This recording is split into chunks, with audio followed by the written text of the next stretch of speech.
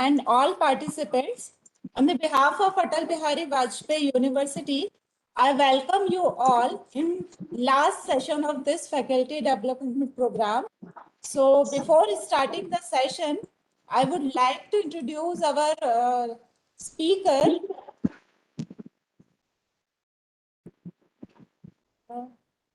So we are having Dr. Lalit Singh from NPCIL Bar.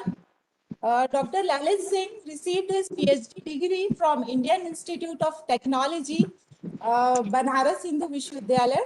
He is currently a scientist in NPCIL Bar, Department of Atomic Energy, Government of India, since 20 years and has distinction of working on pressurized heavy water reactors and light water reactors.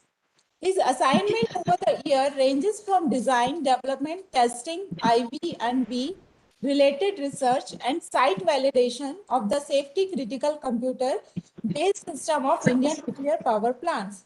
He has published several research papers in reputed journals like IEEE Transaction, IEEE Computers, and ACM. He has been invited for chief guest, keynote speeches, session chairs, and talks in many international conferences, short-term courses, and workshops. He's reviewer of several SCI index journals having high impact factor. He is a life member of Indian Nuclear Society. He is co-founder, member, industrial coordinator of the proposed Center of Dependability at IIT BHU. He is the panel of faculty assessment committee for Department of CSA-IT Roorkee.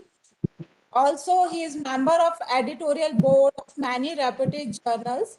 He is supervising many PhD under IIT, NIT, and other reputed institute.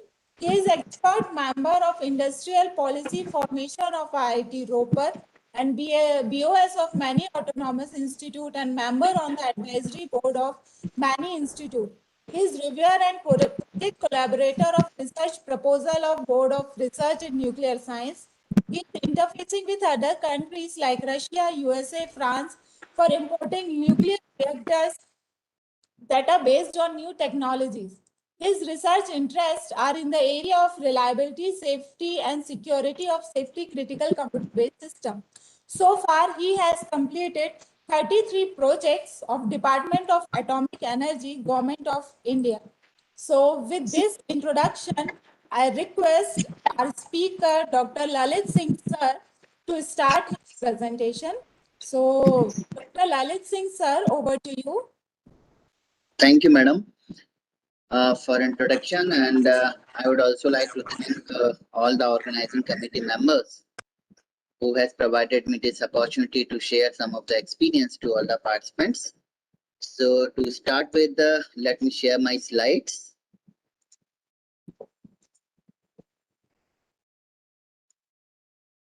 So please let me know my slides are visible and it is changing. Yes, sir. Slides are visible, sir. Yeah, and it is changing. Yes, sir. Changing also. Okay, thank you. But sir, you are not visible, sir. So I should turn on my camera because actually reflection would be there. So I think it should not be good focus. So that's why. Okay, sir. I've turned off. Yeah. So I'll be talking on data science for reliability analysis of software systems. And first, let us try to understand the terminology of this topic.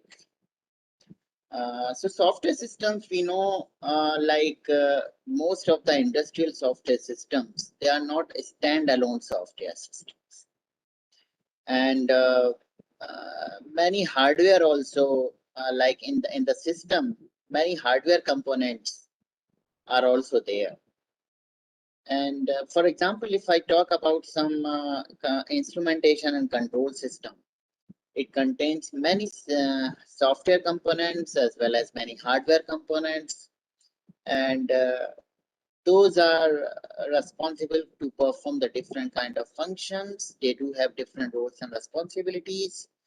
and they share the data and to complete the functionality of the system as per the intended requirements. And some of these systems are safety critical in nature. Safety critical, basically, these are those systems, the failure of which can lead to the catastrophic disasters, or even it can lead to the loss of human life. And hence, they do have a very high dependability requirements.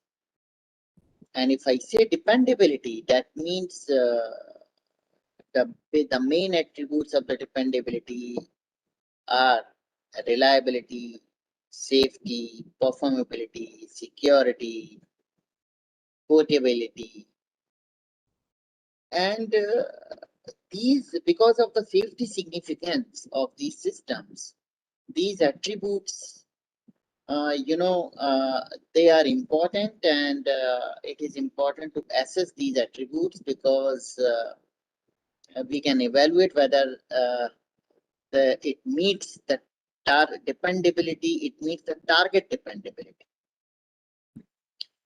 And so here in this session, specifically, we will be talking about the reliability analysis of these software systems, where we will see like the use of the data science also comes into the picture.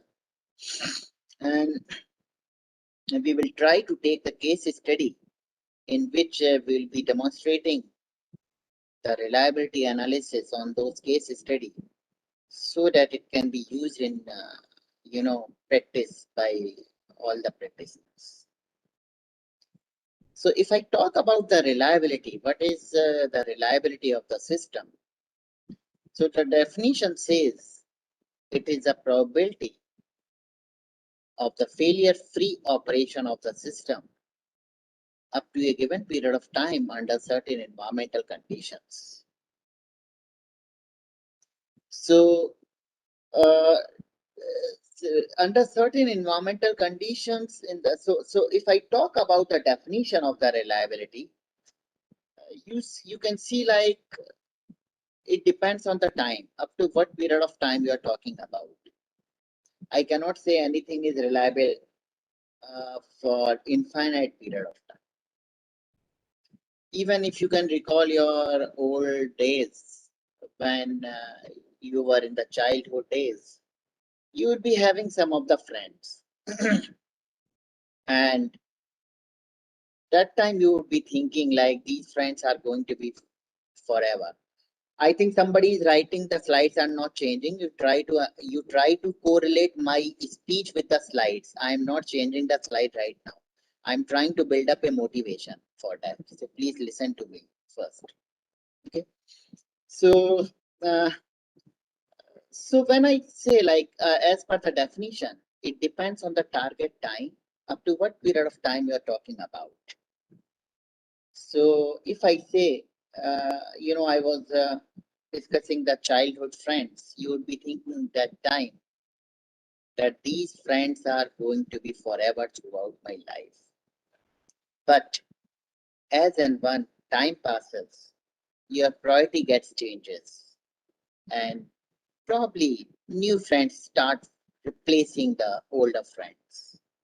It means even if I talk about the human reliability, it is also not permanent. It also depends on the time, and it also depends on the operating condition. That is very important. So as the definition says, the reliability of the system is the probability of the failure-free operation of the system. Once I say probability, it means its value will be from 0 to 1. 0 means no reliable, 1 means highest reliable. And failure-free operation means success of the operation or success of the system. And up to given period of time means if I talk about the reliability of the system, I'll have to talk up to what period of time I'm talking about. Because I know any system cannot be reliable for infinite period of time. And the reason are many. Probably your software technology got changed, your hardware technology got changed, your software became obsolete, and so on. And next, I said under certain environmental conditions. So reliability also depends on the environmental conditions, on the operating conditions, because one product or one component may be highly reliable at one operating conditions and may be less reliable on other operating conditions. And hence, it is very important to consider the operating condition. For example, suppose I go to the vendor to purchase the refrigerator, and if he gives the refrigerator to me, giving the warranty period of 1 year, and when I come back with this refrigerator at home, but if I throw this refrigerator from 14-story building, for example, it will collapse. And then I cannot go back to the vendor and say, look, you have given the warranty period of 1 year, so I want the replacement of the product back. What he will say? He will say, look, you have not followed the operating conditions under which this product was supposed to be operated. So the concluding point that I want to make about the reliability is, first, it is a probability. Second, it depends on the target time, up to what period of time we're talking about. And third, it depends on the operating conditions. So it is a function of time also. Reliability is a function of time. So now let us go through the today's agenda. I think the slides are changing. Yeah. First, I'll be discussing, although I have discussed a lot of about reliability, so I'll be just skipping this section. Then I will be discussing about PetriNet and modeling of the system. So PetriNet is a mathematical and graphical tool, and which was introduced by a PhD scholar who was a German PhD scholar in 1960s. And he introduced this concept to model the stochastic behavior of the system, or to model the stochastic processor. Now, if I want to categorize the process, it can be categorized into mainly two types. One is the stochastic processes, and second one is the deterministic processes. And now let us see what are the deterministic and what are the stochastic processes. What do you mean by these terms? So deterministic processes are the processes the outcome of which can be 100% guaranteed. Means, for example, suppose I do have a pen in my hand, and if I drop a pen, I can 100% guarantee it is going to fall down on the earth. Why? Because of the gravitational force that is acting on the earth. Right? And hence, this process is known as deterministic process. While stochastic processes are those processes, the outcomes of which cannot be 100% guaranteed. For example, suppose I plan my meeting at Hyderabad, for example, at 5 p.m., for which I have planned to catch the flight at 2 p.m., considering all the local traffic delays, the flight delay, the local traffic delay at Hyderabad, and taking some marginal time. Suppose I, perfectly plan everything. I consider every time delay, and I start taking decision to I take the decision to start at, for example, 1 p.m. But then also, in spite of rigorous planning, I may miss my target. And the reason could be many. For example, if I'm going by the road and some road construction is going on, which is a usual route, and after looking at the road construction flag, I have to deviate the path, and the alternate path is very long, which I might have not postulated at all. The second reason could be there could be some technical fault, or because of some administrative delay or administrative reasons, the flight got excessively delayed, or the flight can be cancelled also. The third reason, there is a huge traffic, at the Hyderabad airport. So, I mean, these are the reasons which I might have not postulated, because these were the rare reason, but then also because of this, I may miss my schedule, I may miss my meeting in spite of rigorous planning. And hence, there is some randomness in this process. And if your process contains any randomness, such processes are known as stochastic processes. And what I believe, all the man-made systems are stochastic in nature.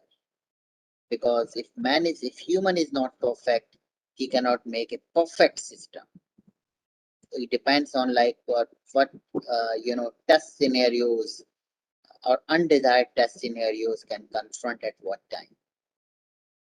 So we'll be discussing the Petri nets in detail, the modeling construct, what are the basic building blocks of these Petri nets, and we'll be also discussing the working mechanism of these Petri nets.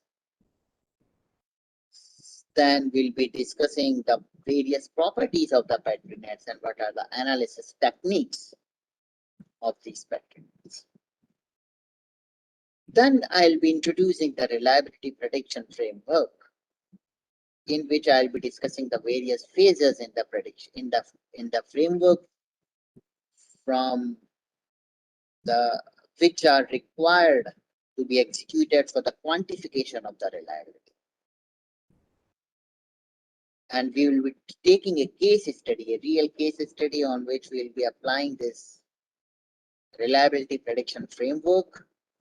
I'll be demonstrating how each and every phase can be applied on that prediction, on that case study, and we will also quantify the reliability of that particular case study, and then we can conclude our session. So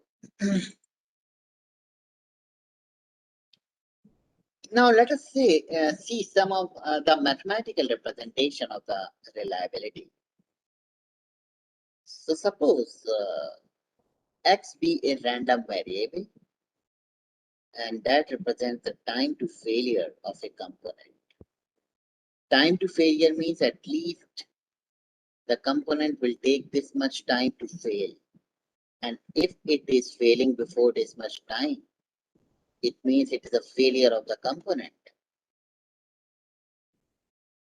And then the reliability of the component at time t can be calculated by RXT. RXT is a symbol for the reliability, and because it's a function of time, as we have discussed. So here I have taken T, and that will be equal to the probability that the value of this random variable x must be greater than this T, because T is our target time. And our component should not fail before target time. If it is failing before target time, it is considered as a failure of that component. And hence, the reliability of that particular component will be equal to probability that the value of this random variable x must be greater than t, which can be written as in terms of mathematical knowledge, that is p, which denotes the probability, and in bracket x is greater than t. And from the total probability law, it can be written as 1 minus p x is less than or equal to t. So what is then p x is less than or equal to t? It represents the probability that my component has failed before target time t. It means it is representing the failure probability because my component has failed. So I can write it down is equal to 1 minus failure probability, which I am denoting by f. And again, it is a function of time, so fxt. So what we can conclude from this mathematical representation is the reliability is equal to 1 minus failure probability. And this failure probability is nothing but it is unreliability. So reliability is equal to 1 minus unreliability. So from the total probability law, reliability plus unreliability will always be equal to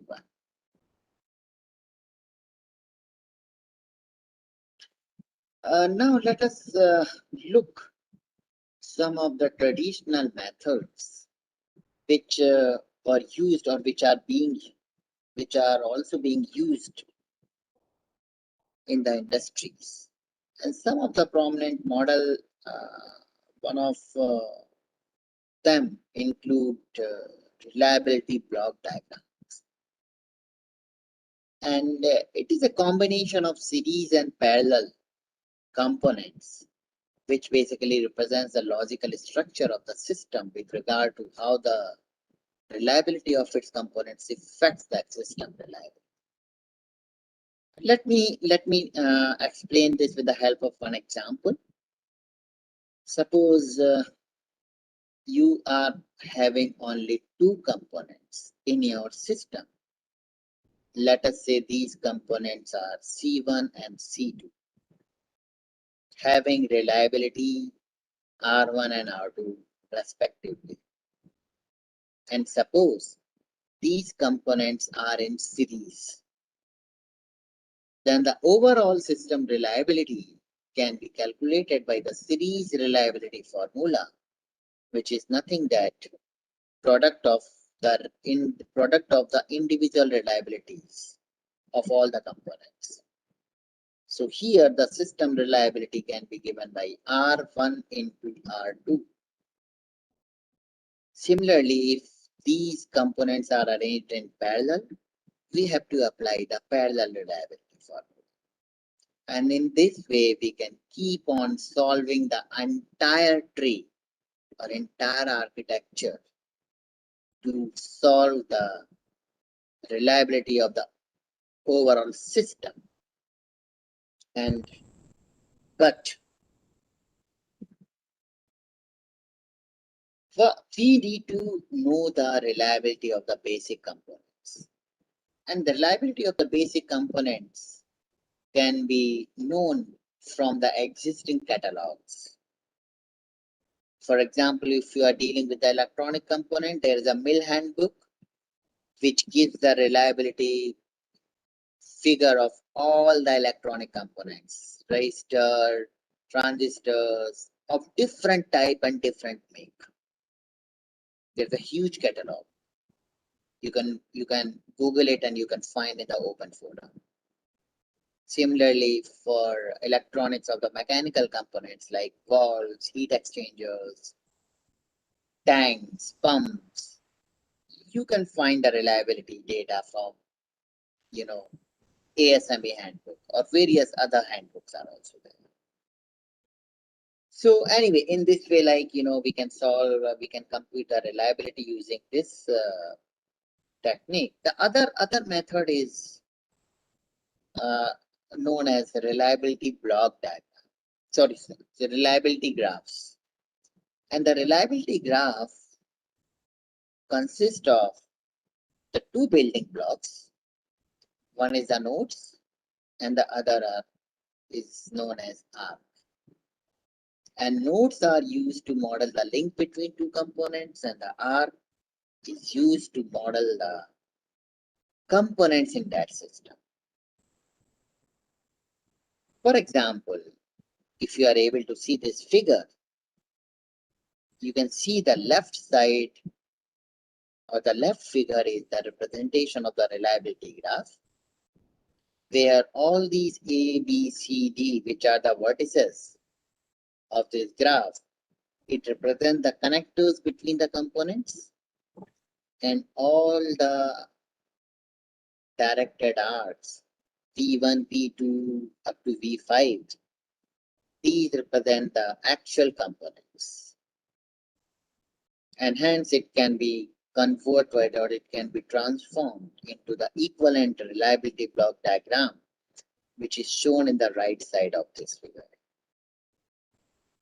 So you can see all the V's starting from V1 to V5. These are the actual components which are representing by 1, 2, 3, 4, 5. And all the vertices are basically representing the connectors between of those components. So these are acting as the connectors. And this is nothing but is a reliability block diagram. And now you can solve, for example, the reliability of all these 5 components are R1, R2, R3, R4, R5, respectively. Then if you see like 1 and 4 are in series, so the reliability of this segment will be R1 into R4. Similarly, 2 and 5 also are in series. Then the reliability of this segment will be R2 into R5. And then all these 3 segments are in parallel, where you can use the reliability of where we can use the formula of the parallel reliability. Okay. And now one more prominent model and very popular model in the safety critical industries known as fault trees. And fault trees basically represent all the sequences of the individual component failures that cause the system to stop functioning in a tree-like structure. For example, suppose if I have observed an event, a failure event that my laptop is not working, then I have to find the root causes of this why my laptop is not working. And the real root cause could be many. There could be the power supply failure, there could be the electronics failure, there could be mechanical failure. Now I'll have to deduce, further root causes till I reach to the basic root cause, or known as basic event. For example, if I consider the power failure, the more root causes could be there could be no power supply at all coming to the socket. There could be loose connection in between the socket and plug. There could be wire break. There could be loose connection from the laptop side from that connector. These could be the power failure reasons. Similarly, if I say the electronic failure, there could be the failure of IC, failure of transistor, or failure of any other electronic components. They're probably the relay or the switches. Similarly, in the case of mechanical failure, there could be, button failure. For example, the power button is stuck to press. There could be other reasons. There could be a break in the screen, right? So I mean to say, I'll have to keep on deducing till I reach to the basic event. And definitely these basic events will be in can be in either in AND logic or OR logic.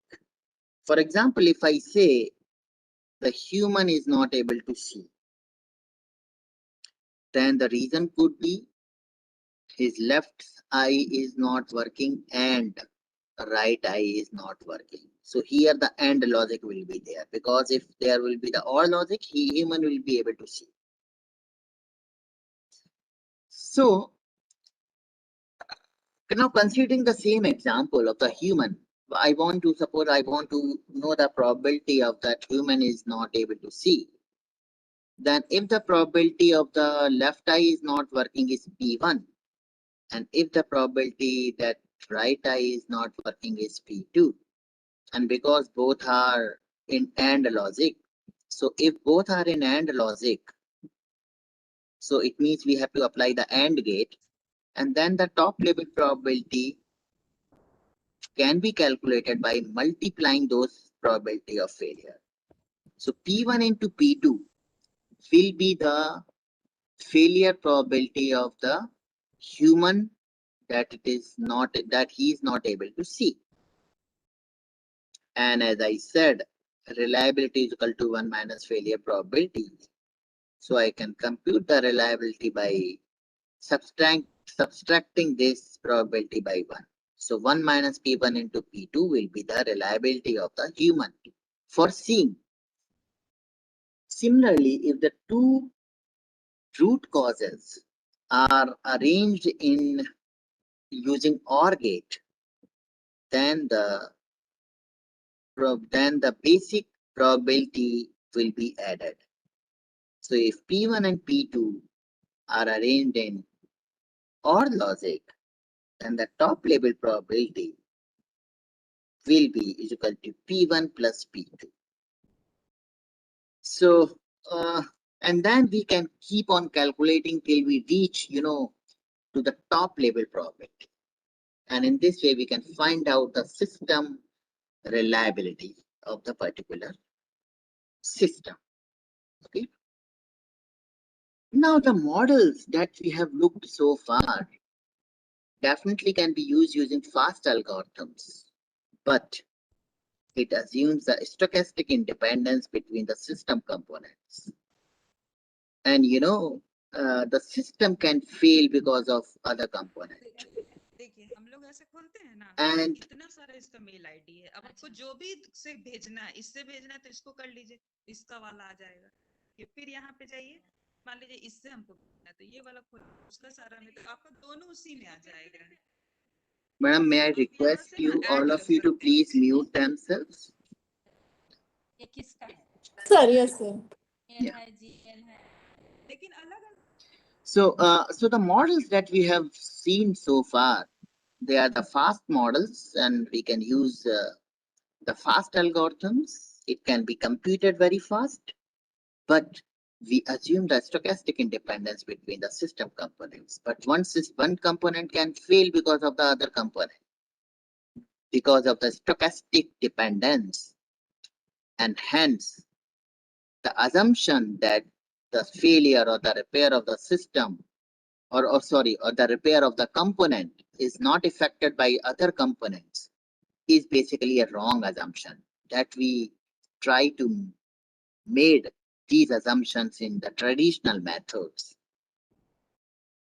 So if we want to model more complicated interactions between the components to cater to or to address this assumption, then we must use some other kind of models which has a potential to capture the stochastic behavior of the system.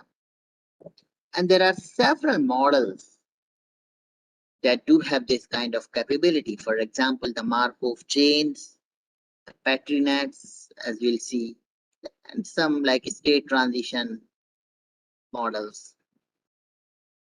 So if you look into the Markov models, these are, the most powerful tool for the reliability and safety analysis, because they provide modeling capability for all sort of dependencies. Either those are arranged in series or parallel or in any combination. And it has a capability to depict the stochastic behavior of the process. Now let us see some of the mathematical representation or the properties of the Markov chain, how we can represent it mathematically using mathematics, because these knowledge we are going to use in our prediction framework. For example, suppose in the Markov chain. So basically, if you talk about the building blocks of the Markov chain, it contains only two building blocks. One is the state, second one is the transition between the states. For example, if human is a system, then the states could be running, sleeping, moving, talking, laughing. And definitely one state can transit to other state. For example, if I'm sleeping, I can transit to awake state. From the awake, I can transit to sit state. From sit, I can transit to either walk state or eat state. So I mean, from one transition to it is possible that I may transit different transitions depending on the behavior, what I wanted to do. So these and these states could be again categorized into two categories. One is the behavioral state and second one is the accident state. So the behavioral states are those states which are the routine states basically. For example, as I said, eating, walking, sleeping, going, laughing, talking. And the accidental state are the rare states and are risky states. For example, meeting an accident. And hence, if I can find out some way, if somehow, if I'm able to find out the reliability of my system to be in the failure states throughout its operating life or up to a given period of time, then I can sum up those reliability. Because it is a property, I can sum up those reliability and that will give the quantification of the reliability of that particular system. The other way out is because the number of states are very huge and because failure states are very, very less, I can find out the reliability of my system to be in the failure state. And if I can sum up those reliability, then I can negate it by 1. It will give the reliability figure. Let us say, I and J are the two states which belongs to the state space of a system. And let Qij be the transition rate from state I to state J. Then the transition rate from state I to the same state I will be is equal to the sum of all the transition rates from that state I to rest of the states. And this is what this expression means. Now I can introduce one more term known as generator matrix, or we can name it a transition matrix or even transition rate matrix. And because it is a matrix, so matrix is a collection of rows and columns. And basically it is a collection of, we can write in the rows all the states of that particular system. Similarly, we can write all the states in the column, and then we can fill in the elements of the matrix from by the transition rate from one state to rest of the states. We will see how we will be doing this in the real case study, but these are the fundamentals, some of the mathematical fundamentals that we will be using in our case study, which we need to know. Now, coming to the Petri nets, as I said, it is a very good graphical and mathematical tool. And why it is graphical tool? Because we can represent the behavior of the system graphically, where all the stakeholders can learn about the system and can see like in what will be the behavior of the system at the runtime. So it may be very much useful to all the stakeholders. For example, a tester, he can start designing the test cases even from the requirement specification itself, how to test the system in from the positive or negative test cases. Similarly, it is a mathematical tool where we can embed the mathematical knowledge, and we can use that knowledge to derive some of the state equations, which can reveal some of the important insights of the system. And that may be the indicative of dependability attributes. So specifically with respect to the reliability, we will see how we can use this modeling construct mathematically. If you look into the history of the Petri net, you see like in 1962, as I said, the C.A. Petri introduced this concept to model the stochastic behavior of the system. He was a German PhD scholar.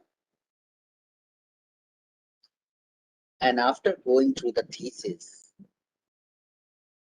the people were very much interested to explore whether this modeling construct will be able to better the concurrent systems or parallel systems. And with this objective, they decided to meet in 1970. MIT USA conducted the MAC conference on concurrent system and parallel computation. Then the conclusions of this conference were very fruitful, and the people were more interested to devise some of the mechanism where they can enhance the capabilities of the model to model more and more complex industrial systems. And with this objective, again, they decided to meet after 5 years. So in 1975, again, MIT USA conducted a conference on Petri nets and related methods. And then the people from, because the interest, it became very popular in the industry. And the industry wanted to recruit the people who has some modeling knowledge on this Petri net. And looking at that industrial demand, because the industry used to give or used to impart training to the new recruiters for at least 3 to 4 months for the basic modeling using Petri nets. And looking at this high demand, Germany started a course on general net theory of processes and systems in 1979. And thereafter, people from the diversified domain started taking interest in trying to explore whether this model will be able to model their particular applications. And with this objective, the a workshop was conducted in France on applications and theory of battery nets. And later on, many diversified flavors of battery nets started coming up. For example, if I want to work on the real-time system, then the timing information plays a very important role. And timing information, so I mean the battery net should have a capability in which they can embed the time, they can analyze the time, and they can give some results in the form of timings. So where the specialized battery net known as timed battery net is there, for which the workshop, the first international workshop on timed battery net was conducted in 1985. And in this way, I mean, there are some other kind of battery nets to cater the diversified nature of the system. So this is, although this is not an exhaustive list, which brings out some of the important milestone of the battery nets, but it gives some of the important milestone of the battery net, which basically gives a motivation like on how the particular modeling constructs has become useful for the industry purposes. And if you look into the applications which can be catered by this modeling construct, almost all kind of applications can be catered, irrespective of, these are the distributed in nature, these are the concurrent systems, industrial control systems, discrete event systems, fault tolerant systems, etc. Now let us see some the working mechanism of the battery nets and what are the basic building blocks of the battery nets with the help of a very basic example. And I've taken this basic example so that you will be able to understand how it works. And then I can, model the case study that we will be discussing using this battery net, and then which further can be utilized to quantify the reliability of the system. So suppose I want to model a very small basic chemical reaction, that is hydrogen oxygen reaction that gives water, that is 2H2 plus O2 that gives 2H2.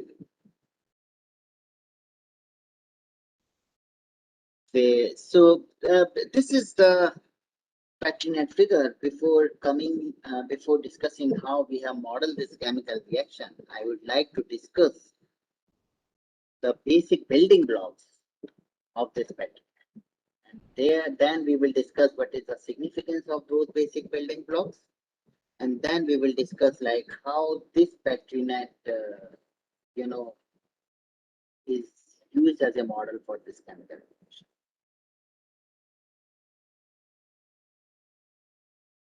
So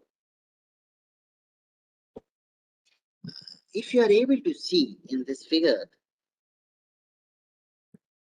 there are the three big circles, and one big circle is known as places. So there are the three places in this figure. One place I'm using to represent hydrogen. One place I'm using to represent oxygen. And one place I'm using to represent water. The next modeling construct is a rectangular bar. You can see in this figure there is one rectangular bar, which is known as transition. And the places can be connected to the transition, and transition can be connected to the places with the help of the directed arc. So there are the three directed arcs. One is connecting hydrogen place to transition T. One is connecting oxygen place to transition T. And one is connecting transition T to water place. Now there is a numeric number that is assigned on the arc, you can see. And this numeric number is known as weight of the arc. You will see what is the significance of this weight. But first, I'm only discussing the basic building block.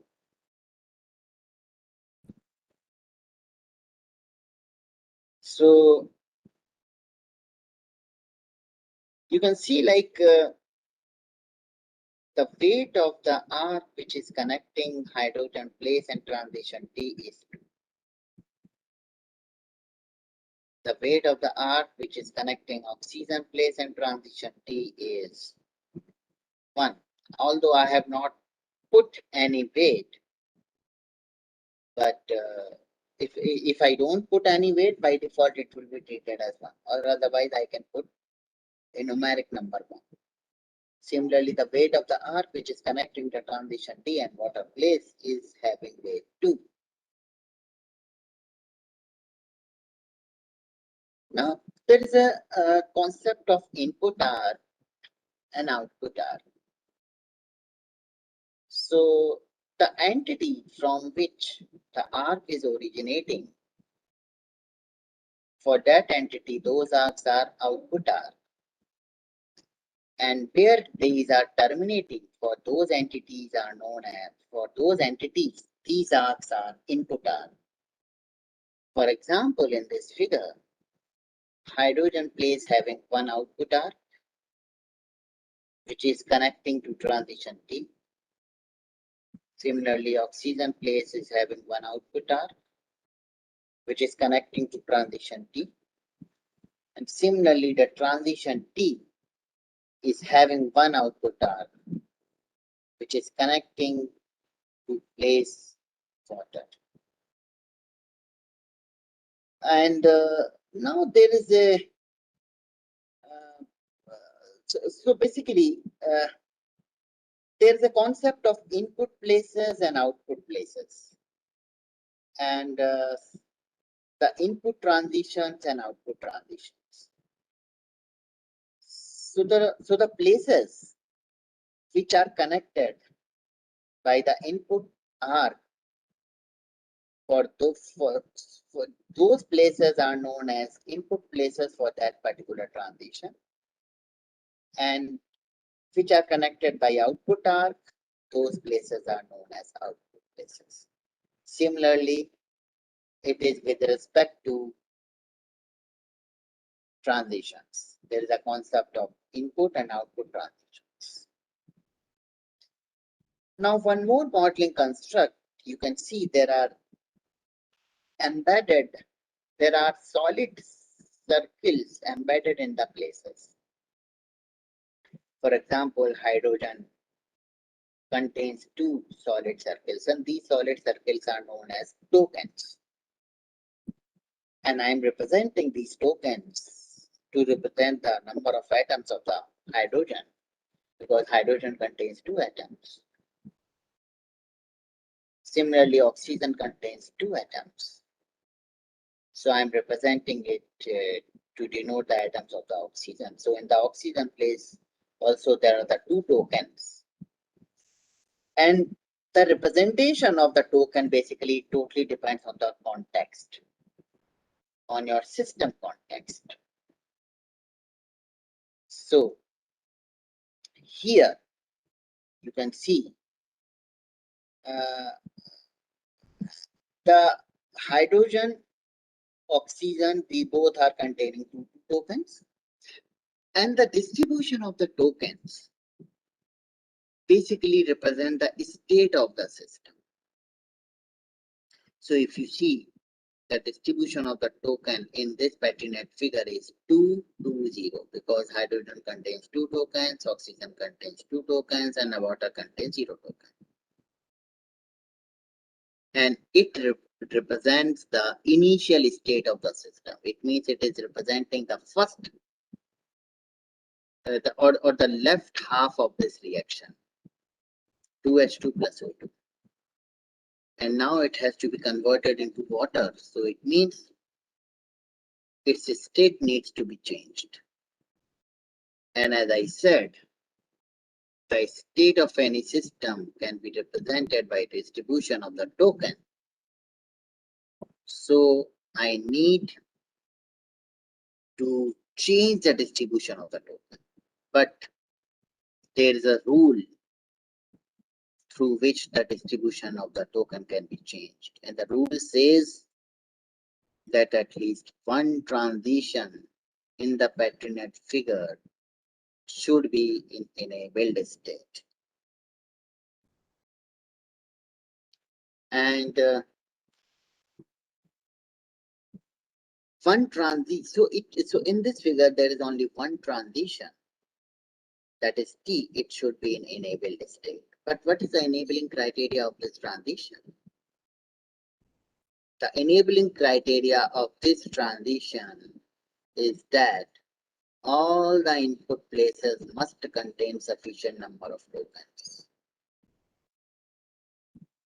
So input places, it means particularly in this figure, for this transition, the input places are hydrogen and oxygen.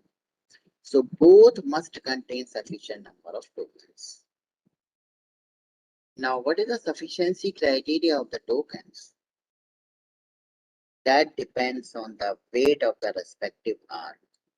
I repeat, that is very important to know. The sufficiency criteria of the tokens in the places depends on the weight of the respective arc. Weight of the respective input arc. And if you can see, the weight of the arc which is connecting hydrogen place and transition T is 2. So hydrogen place contains at least 2 number of tokens. Similarly, the weight of the arc which is connecting oxygen place and transition T is 1. So oxygen place must contain at least 1 number of tokens. So which is applicable here? So it holds this eligibility criteria. It means this transition will be in enabled state. And when any transition is in enabled state, it fires. So, and after firing, the movement of the tokens from input places to output place occurs. But how many tokens will be moved out from the input places and how many will be deposited to the output places? That also depends on the weight of the respective arcs. So here, if you can see in this figure, the weight of the arc which is connecting hydrogen place and transition T is 2. So after firing of transition T, the 2 tokens will be moved out from the hydrogen place. Similarly, the weight of the arc which is connecting oxygen place and transition T is 1. So after firing of transition T, the 1 token will be moved out from the oxygen. So if you sum up, the 3 tokens will be moved out from the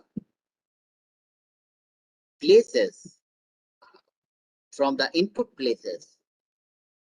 And how many will be deposited to the output place? That also depends on the weight of the output arc, which is 2 in this case. So 2 place will be deposited, 2 tokens will be deposited into the waterways. So one interesting point that you can conclude here is there is no law of conservation of tokens, because in this case, although the key number of tokens, if you sum up the number of tokens that will be moved out from all the input places, but only 2 tokens are deposited in the output place. So there is no law of conservation of tokens. The movement and the removal and deposition of the tokens solely based on the number or solely based on the weight of the respective arms. And hence the next state will be like this. So 2 tokens has been moved out from hydrogen, 1 token from oxygen, and 2 has been deposited. And now you can see if you want to check the enabling criteria of transition T, it is not an enabled state, because it must contain all its places must contain sufficient number of tokens, and hydrogen is not containing any token. So it means it is now the dead state. It has reached the dead state. So only 2 states are possible. So one interesting point I want to conclude here that PatriNet also helps in identification of the state space of the system. How many total number of states and what are those states that are possible in the system throughout the run, throughout its operational life. And here I want to introduce one more new concept that is known as reachability graph. And reachability graph basically it consists of it is a tree-like structure, or it is a graph basically which whose nodes are known as states. So and R basically represent like which transition has fired, due to which the state has been transited. And as I said, the state is represented by the distribution of the tokens. So here the state was 220. After firing T, it becomes 012. These are the 2 states. And you must know the success of any model depends on 2 factors. First of all, the modeling power, which refers to the ability to correctly represent the system, which we are going to model. And the decision power means it is able to, compute some of that important attributes to know more and more insights about the system to take some kind of design decisions. And now I want to introduce, so that was about the working mechanism of the PatriNet. I want to introduce some mathematical representation of the Markov chain, specifically the Markov property, which basically states that the next state will always depend on the current state and not on the previous states. So if you are able to see this figure, suppose there are only 2 states, S1 and S2 in a system. So S1 can transit to S2 and S2 can transit to S1. And mathematically, suppose there is a sequence of random variables x1, x2, x3 up to xn. Then what Markov property states that probability of my system being in n plus 1 state is equal to x will be depending on what is the probability that my system was in nth state and not on the previous probabilities. previous state probabilities. So it can be equated to like this. P xn plus 1 is equal to x, given xn is equal to x. In this slide, I have taken a random, representation just to show how we can represent the reachability graph. So as I said, the distribution of the token represents the state of the system. So this is M1 is one state. We can say marking also. Marking is known as a state also.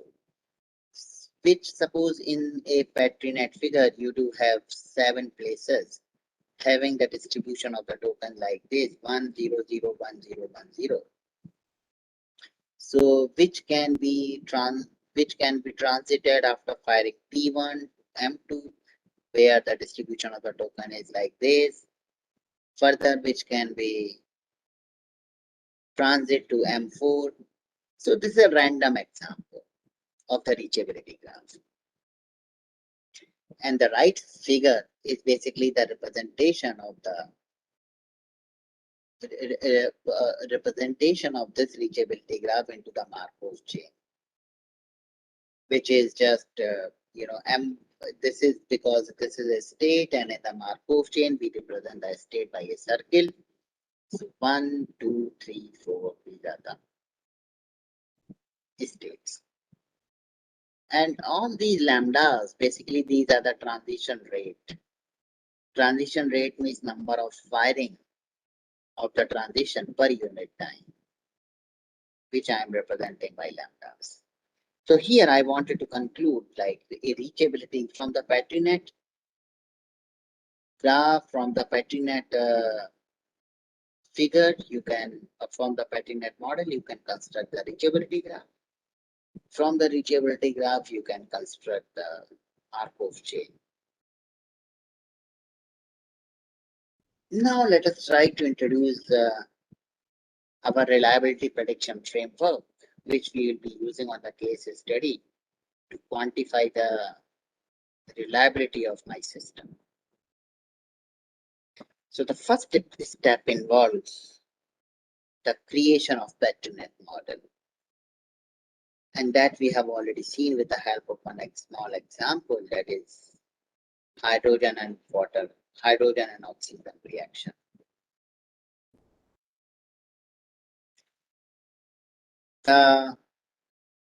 Next, the next phase is creation of Markov chain. And we have already seen how we can create the Markov chain from the PatriNet. And then we have to, in the third phase, we have to compute the reliability using some of the mathematical equations. So although these all phases we will see again in our case study also. Now before discussing the case study, I want to introduce some of the mathematical foundation that is very important for our framework. So suppose let pi it be the probability that a component is in state I at time t, where I is equal to it may be failure states or behavioral states. We have already discussed what are failure and behavioral states. And as time t goes to infinity, these probabilities converge to a stationary distribution. This is a very important statement. Let us try to understand with the help of one example. Suppose you do have a glass in your hand and you fill in with water and you put down this glass on a table.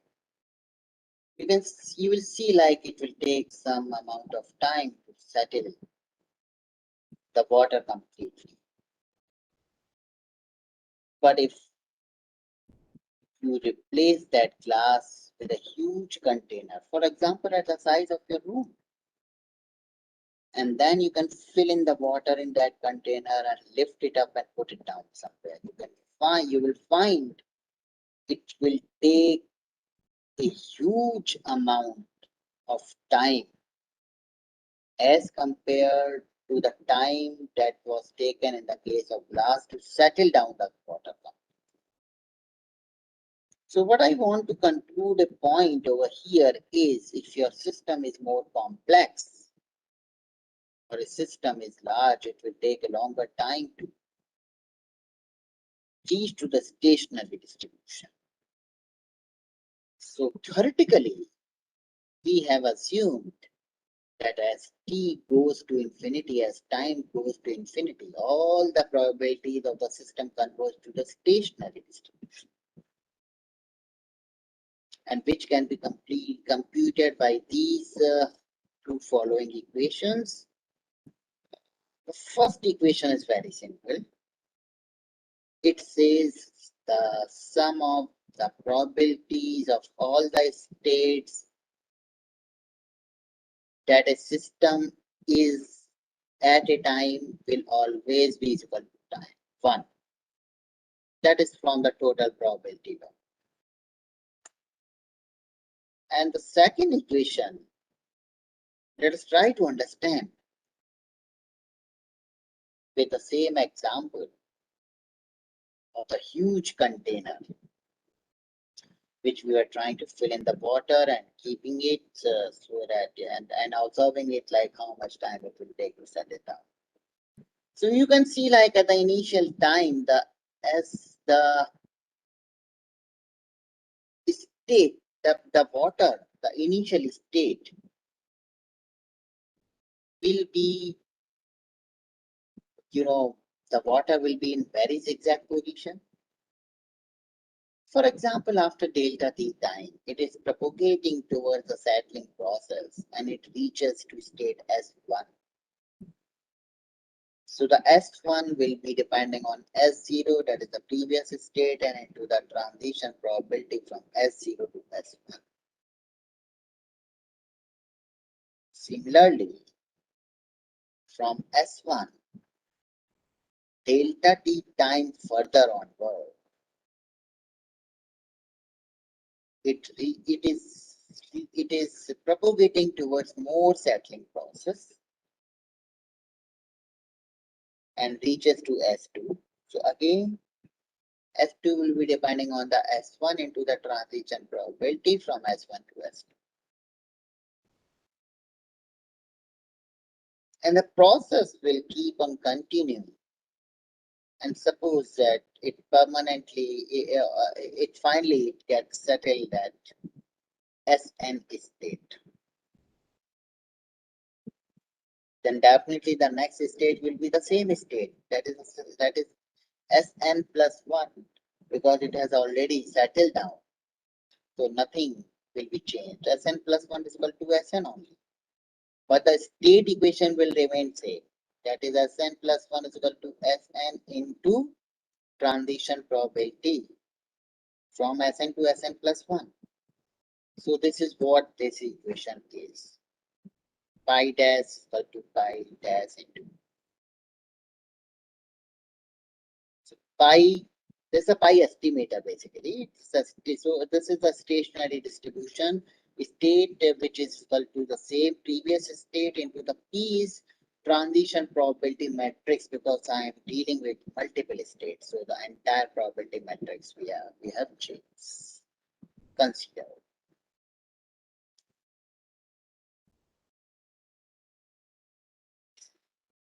Now with this mathematical foundation, we'll be able to execute all the phases of our framework that we had discussed. But before that, let's take a case study of a communication module. And the communication module is very simple. Like, suppose I want to call my friend. So what I'll do, I'll just pick my mobile, I will dial his number, and I will wait for the ring to reach. When he will pick, call, then I will say hello.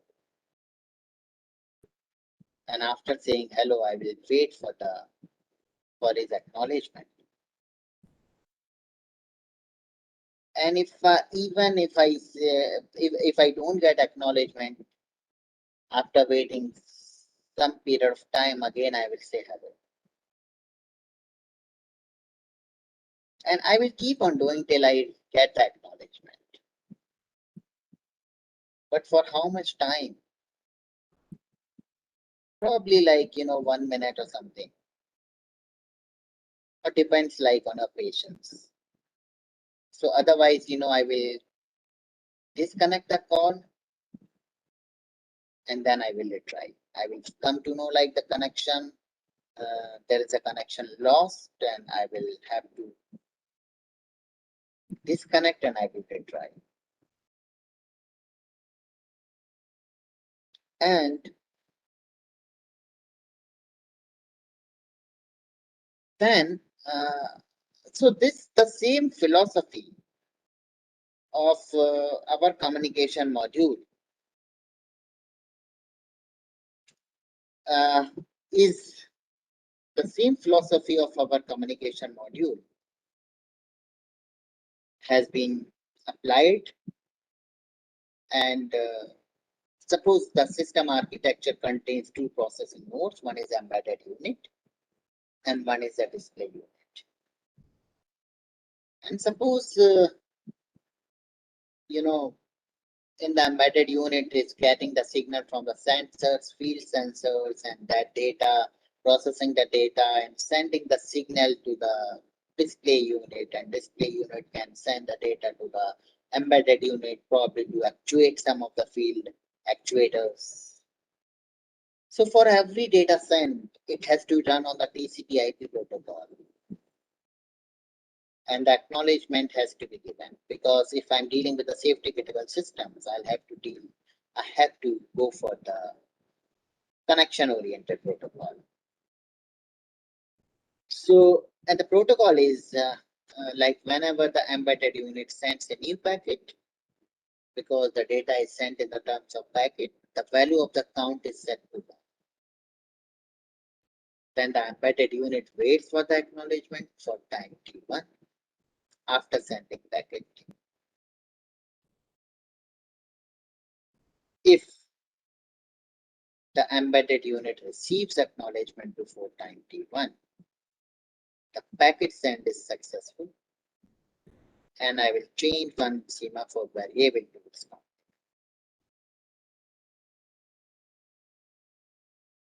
If count is less than n, because the count is basically counting how many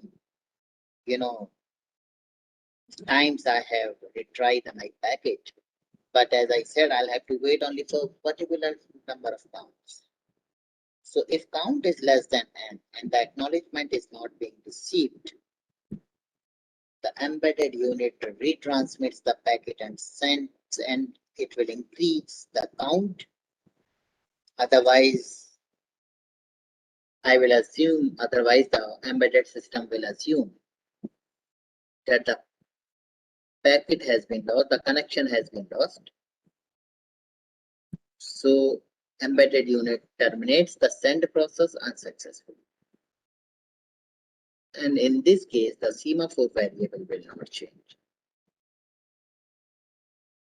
And if T1 elapsed after last data sent, because up to what period of time I should send, then in that case, the semaphore variable is destroyed. Now the PetriNet model creation. So because I have already devised a case study, then I'll have to create a PetriNet model of it. So this is the PetriNet model of this case study. Let me explain this model. First of all, interestingly, you can see the weight of all the arcs are 1, because I have not put any numeric number on the arc. So considering the places which contains the tokens at the initial point. So one place is PSRDY0, it represents that embedded unit is ready to send the packet with semaphore variable is equal to 0. And the PDSR, it represents that embedded unit gets the request from display unit to send the data. Then in that case, it will send the data. So the TS0 represents the trigger or the transition that embedded unit sends the packet with sequence number 0. And it's set that the try count is k is equal to 1 by firing this transition. Then it has to wait for the acknowledgement after sending. So PSW0, if the token is in this place, it will represent that embedded unit is waiting for acknowledgement with sequence number 0. And after detecting timeout, which is represented by the trigger, that TSW0, which is a trigger that embedded unit detects the timeout of the acknowledgement, and the timeout is detected by the token in the place PT0 and 0, then up to count n less than n, again it will retry. So it will go from here to trigger TS0, which is a trigger that embedded unit sends the packet with sequence number 0. And this transition will fire only k is less than n. And subsequently we'll have to increase the k. And this loop will keep on continuing. And after n number of time, it will then have to go to the transition TS0 ACK USUC, which represents that process of data send is terminated without success of n trials, after n trials. And in this case, we have to report to the operator by putting a token on in PDSAU place, which represent that data send is unsuccessful. And if within n number of time it succeeds to send the data, which is representing by a token and this PS0S, then it will send to the communication line, that is PCOM, and it will go to the place PR1R, where acknowledgement, which represent that acknowledgement with sequence number 0 has received, and it will pull out the token from the place which was representing that it is waiting for the acknowledgement, and it is reporting that packet send is successful by putting a token in the PSUC, and it will reset the system. Reset means it is again putting the token in the place that embedded unit should get a request from the data unit, display unit to send the data. And it will, again, embedded unit will be ready to send the packet. Now, one interesting point in this figure is left half of the figure is a mirror image of the right half. Why it is so? It is because we have used the redundant processing nodes, the redundant embedded unit, the redundant communication channels, the redundant display unit because of the high reliability. And hence, it is sending the alternate packet from the alternate embedded unit. So one time from the left side and one time from the right side, and the entire process is. So this is the PetriNet model creation. And now the second important step is we have to assign the delay of each of the transitions where we have to make the use of the data science.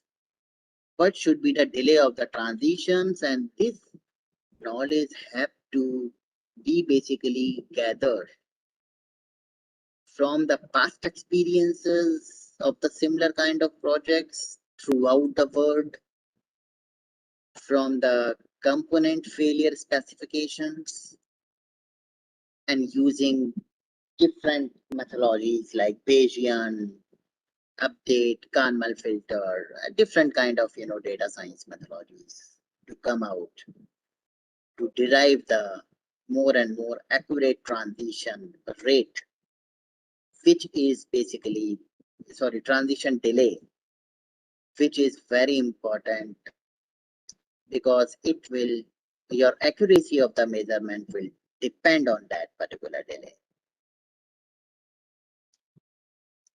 And so this is a delay from those knowledge. This is a delay that we have kept. All these delays are in second. And then we can use the various tools which can run this PatriNet model. We have used the TimeNet tool. It is an open source tool, and which can give the throughput of this transition. Throughput means the firing rate of this transition, the number of firings per unit time. And these are the throughput values which we obtain from that tool for each of the transitions. We can say this transition rate also. And now we have to create the reachability graph.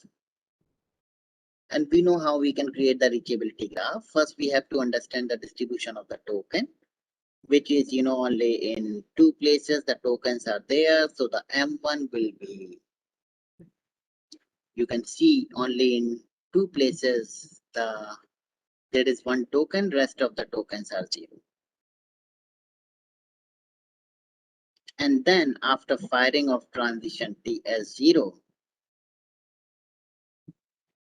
it basically, these tokens will be moved to all the output places, which is PS0S and PSW0. And so these two tokens has been moved out and deposited into other places. So the marking has been changed. The distribution of the token has been changed. And in this way, we can keep on doing till we identify the entire state space of the system. And for our convenience, we have just mapped all these throughput values to a lambda 1 to lambda 12. And one important fact that I want to bring out here is these states are tangible in nature, or markings are tangible in nature. There are the two kind of markings. One is vanishable and one is tangible. If I would have associated 0 delay in the transition, those transitions would known as immediate transition and lead to the vanishable marking, because the state change very in 0 time, and hence it is vanishable state. But if you associate some of the delay in the transition, definitely the state persists for some time, and it is known as the tangible marking. And this is the reachability graph. You can see in the left side where all the markings are there and the transitions which were responsible to change the markings or change the states.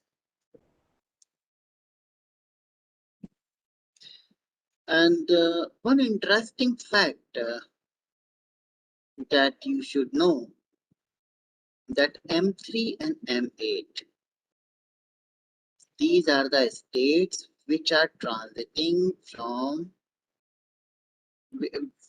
unsuccessful transition. So these two are the failure states because one is transiting from S0, TS0, ACKU, SUC, and one is transiting from T1, ACKU, SUC. And so this reachability graph now, it can be easily converted into the Markov chain. As we have seen the last time also. Let me go through that particular slide to just recall this slide. So how the reachability graph has been converted into the Markov chain simply in the similar fashion. We have just replaced all these states by circuit because in the Markov chain the states are represented by the circuits. And all the lambdas are representing the transition rates of each of the transitions.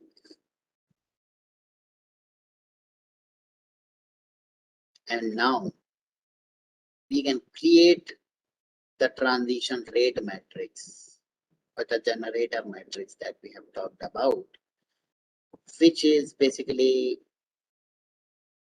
the array of array, and in the rows and in the columns we have written all the states M0 to M9, and we have just fill in all those elements. For example, fill in all the transition rates from one state to another state. For example, if you see this Markov chain, from M0 it can transit to M1 by lambda 1 transition rate. So you can see from M0 to M1 there is lambda 1. And the diagonal transition rate can be calculated by one equation that I have discussed. The first mathematical equation, let me go back to that particular slide so that you will be able to recall. This is what this equation is. So the diagonal, transition rate can be calculated by this equation. And so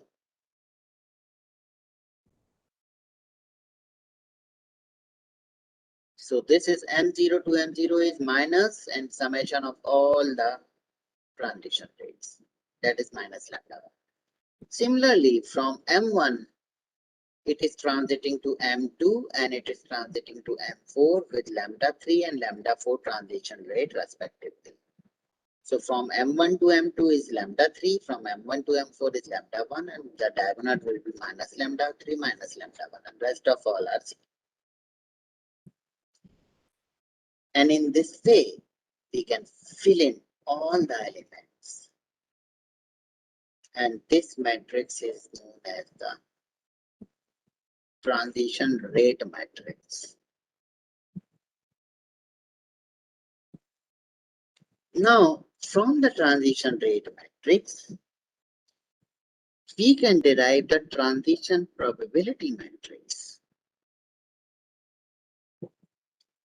with a very simple formula. For example, if I want to find out the transition probability from state I to state J,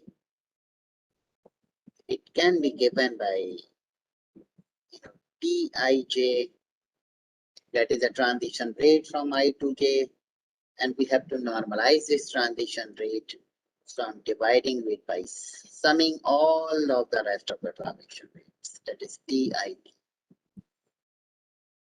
Otherwise, for J is equal to I, it will be 0. So you have to just fill in, just compute each transition probability, and you can derive the transition probability matrix corresponding to this transition rate matrix. And now we have to solve the state equation. And this equation is very simple. So one thing you can make it out is now we have the 10 states from M0 to M9. And one state equation you must be knowing when I was discussing the example of the stationary distribution. This is what these two equations are.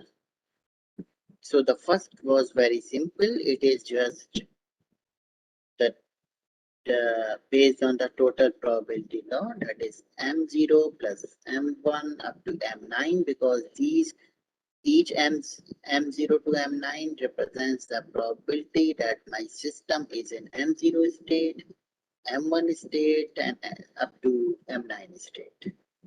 So definitely M0 plus M1 plus up to M9 is equal to 1. The next is known as, the stationary distribution, steady state, and which we have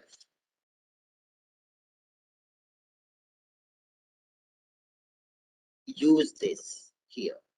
So it is M0, M1, M2 up to M9 is equal to this, and into we have to multiply it by transition probability matrix.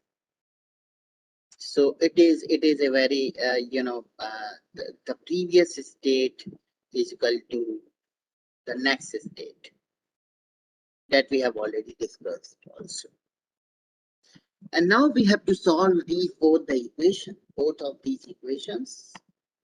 And after solving, we can find out the value of M0 to M9, which is given. Now, one interesting fact is that we have already discussed, M3 and M8. These are the states which are the failure states.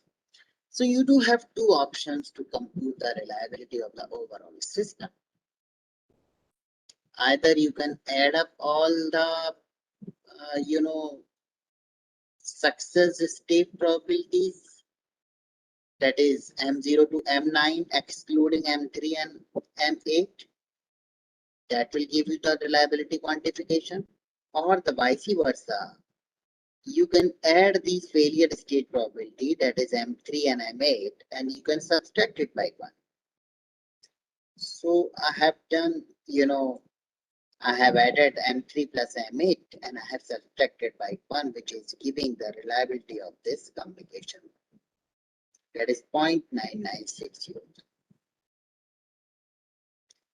So here, like how we have seen how we can compute the reliability of any, software system by using PetriNet. We have seen the working mechanism of the PetriNet, the importance of the PetriNet, and how this PetriNet can be used for analysis purpose to know more and more insights about the system. And definitely, if your system is large, you can break it down into many components, subcomponents. You can identify what are the most important components, and you can then take the decision, or the analyst can take the decision that which of the components should be thrown for the reliability analysis. So that's all I wanted to share. And in case you do have any questions, I'll be happy to answer those questions. If any of the participant is having question, then please ask.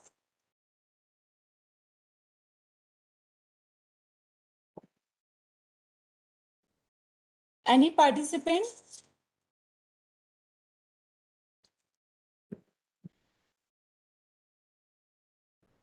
You can also ask in chat box.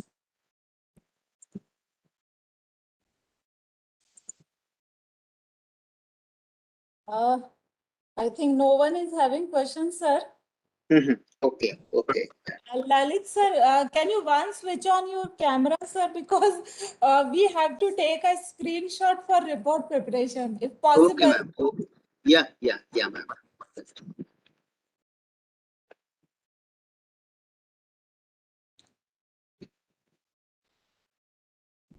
Okay, thank you.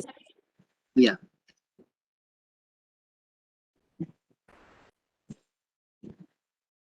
Any participant, please?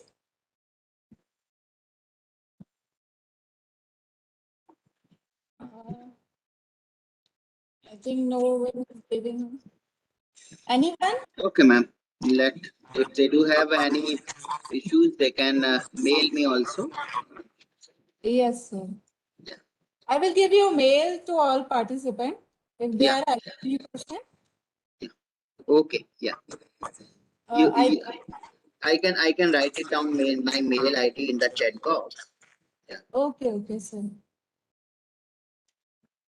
Yes, sir. Participants are asking for your mail ID. Your CPN is there. There are many tools available in the market. We are using the TimeNet tool Yes. because if your reachability graph is more, it will have a very like time complexity and space complexity increases, which cannot be solved manually. So for that, a tool is required. So you can make the use of these tools. Okay. So it was my side question, sir. Thank you Okay, so much, okay, sir. okay, ma'am. Thank you so much. Okay. Okay. Thank you so much, sir, for such a nice and informative lecture. We are very grateful to listen you, and I hope all the participants have enjoyed it. Thank you so much, sir, for being part of this faculty development program. Thank you, Okay, sir. ma'am. Thank you. Thank you, sir. And in continuation of this, I want to inform all participants that we are starting a valedictory session. Dr. H.S. Hota, Head Department of Computer Science and Application, is joining us very soon. So please wait for some time.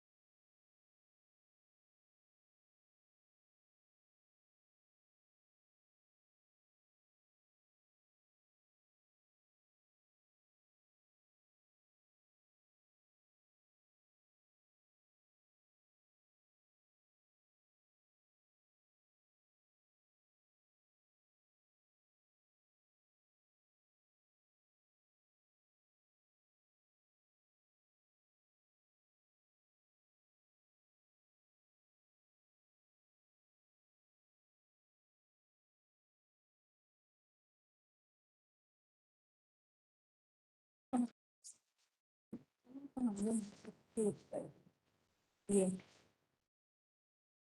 Uh, Welcome, sir.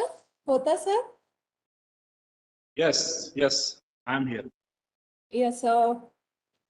Welcome, Dr. H.S. Hota, sir, Head Department of Computer Science and Application, in this valedictory function of Faculty Development Program on Data Science, Applications and Research Direction.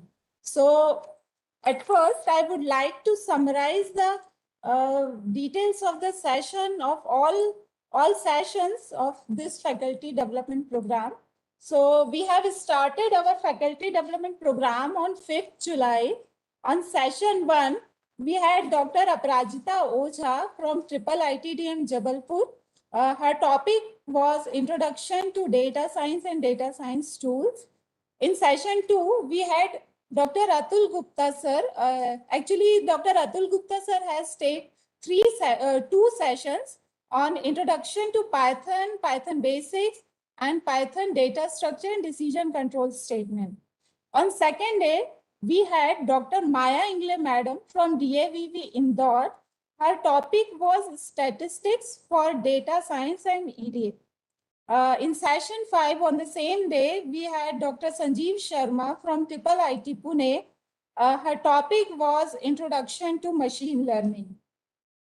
On the same day in session 6, we had Dr. Partha Pratim Roy from IIT Roorkee. His topic was Visualizing Data with Python. On third day of Faculty Development Program, in morning, in session 7, we had Mr. Himanshu Nagarkar from Art of Living Organization, Bangalore. His topic was Life Skill Management. On the same day, in session 8, we had Dr. Mitul Ahirbar from Manit Bhopal. His topic was Model Development and Model Evaluation in Python. On the same day, in session 9, we had Dr. Vijay Bhaskar Simwal from Manit Bhopal. His topic was Dimensionality Reduction. On fourth day, we had, in session 10, we had Dr. Pramod Kumar Singh, Atal Bihari Vajpayee, Triple ITDM Gwalior. His topic was Optimization Technique. In session 11, we had Dr. Tanmay Hazara sir from Triple IT Pune. His topic was Classification Technique. On the same day, in session 12, we had Dr. Om Prakash Vyas sir from Triple IT Allahabad. His topic was Clustering and Recommender System. In the last day, that is today, in morning session, we had Ms. Swapnil Nema from Infosys, Australia. His topic was on the retail analysis. And in session 14, which is the last session, we had Dr. Lalit Singh from NPCIL Bar. His topic was the software reliability analysis. So this is a brief description of all the session which I conducted during this faculty development program. Now I request some of the participants to please share their feedbacks. Any of the participant?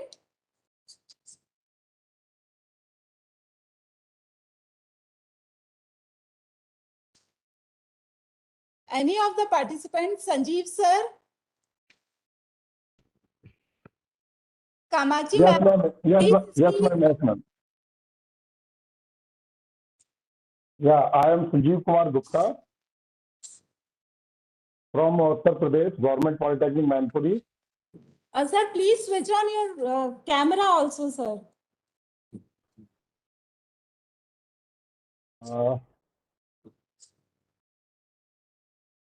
Is it coming? Yes, sir. Yes, sir. Yeah. I am Sanjeev Kumar Gupta from Government Polytechnic, Manpuri, Department of Technical Education, Uttar Pradesh. Yes, sir. I have enjoyed all the sessions, especially Professor Vyas session. I have extremely liked that particular, and two sessions by the Dr. Atul Gupta on the Python. Hands-on experience they are giving really very nice, and all the techniques they are utilizing and all other experts are delivering very good lectures and very informative session passed on that data analysis. That is very enjoying. I'm enjoying very much that particular. So thank you for giving me the opportunity to participate in the data analysis course, faculty development program. Thanks to. Thank you so much, sir. Darshana Sharma, madam, you are also writing something in chat box. I request you to please speak something. Yes, thank you, madam. First of all, I want to thank organization for conducting such a nice session, and it was like quite smooth. We didn't face any problem, and even every session was quite informative. And apart from this, Madam Rasmi Gupta, madam, you are also handling all the question very nicely, like so that we can connect easily with our presenters. So thank you so much for such a nice session, madam. Okay, thank you so much, madam. Ankur Gupta sir is writing something in chat box. Ankur Gupta sir. Dr. Vinita Jindal ma'am. Hello, ma'am. It was really a very nice FDP. Well Thank you so managed. much, ma'am. Well managed. Every session was started on time and very good collection of the resource person. I like the most the case study part of your FDP because it gives the connection with the real time problems. Thank you very much. Thank you so much, madam. Dr. Salina Adinarayan. Dr. Salina. Can you hear me, Dr. Salina?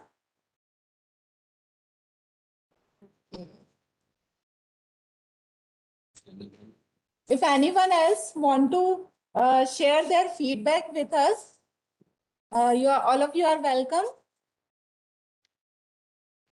Deepika Tyagi ma'am, all are writing in chat boxes. I want to listen you.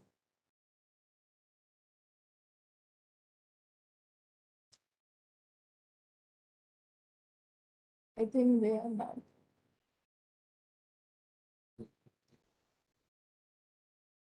Okay, thank you so much, all the participants. Now I would like to request Dr. H.S. Hota sir, Head Department of Computer Science and Application, to address the participant. Hota sir, over to you.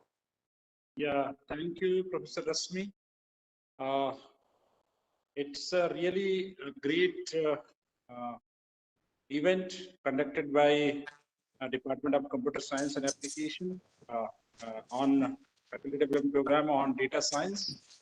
And now it must be clear to you that data science is not a tool of the computer science only. In fact, it's a tool of other discipline also. So I hope that this particular faculty development program, adult faculty development program, will be very, very helpful to all of you, and you will be able to utilize the various tools which have been demonstrated by the various resource persons during this 5 days program. We have tried to call almost top experts from the country, from IIT, IIIT, and NIT, and hope they have delivered a very good talk, and it will be beneficial for you.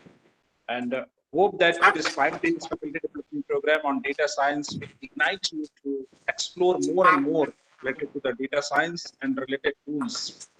As we had a University Grand Commission visit from 7th of this month, still the team is in our university campus. So then also we have conducted this program, and I was listening that all the sessions were conducted timely. So I must thanks to Dr. Rasmi to conduct all these sessions so nicely and timely. And I'm sure that this program will be beneficial for you all, and you will try the various tools which have been demonstrated by the experts in near future also. We, as the Department of Computer Science, conducts various faculty development programs from time to time. There is one more faculty development program which we are going to conduct maybe in December. That is also from AICT. And other than the AICT, we also conduct faculty development program in emerging areas through the electronics and ICT, electronics and information technology, Ministry of Electronics and Information Technology. That Python programming is one of that program which we are going to conduct in the month of July itself, from 21st July.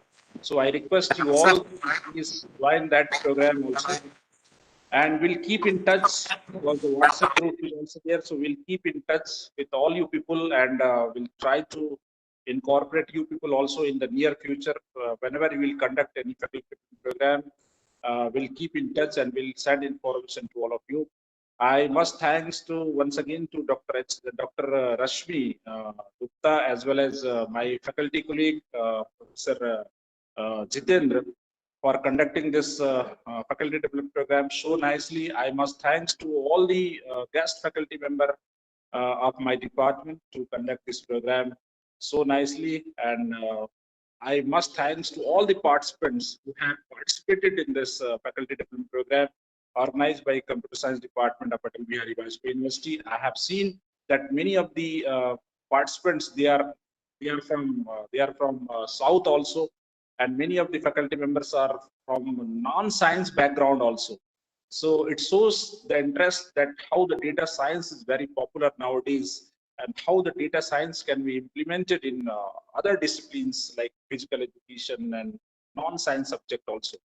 So with this, once again, I am very much thankful to all the participants and all the faculty members of my department to organize this this program, faculty development program, so nicely. Thank you. Over to you, Dr. Rasmi.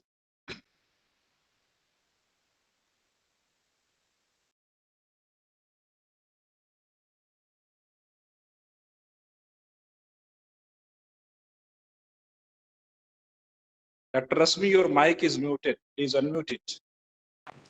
Okay. Now, I would like to propose a formal vote of thanks. I am thankful to our Honorable Vice Chancellor, Professor A.D.N. Vajpayee, sir, and Registrar, Dr. Sudhir Sharma, sir, who gave us the permission to organize this faculty development program. I am thankful to our HOD, Dr. H.O. Hota, sir, for always guiding us during this faculty development program. I am also thankful to all our resource persons who accepted our invitation and gave their informative lectures in this FDP. I am thankful to Mr. Jiten Kumar sir from our department for supporting us. I am also thankful to Mr. Umesh Kashyap and Mr. Rupesh Nayak for handling the technical session during the all 5 days of FDP. At last but not the least, I am thankful to all their participants because without them, this faculty development program was not possible. Even though I tried to put my best effort to organize this FDP, but if any of the participants faced any problem, so I really sorry to all of them, and thank you so much, and thank you one and all. Thank you all. I will share the link of the exam in this chat box. Please wait for 1 minute, and I will share the link also in the group. Thank you so much.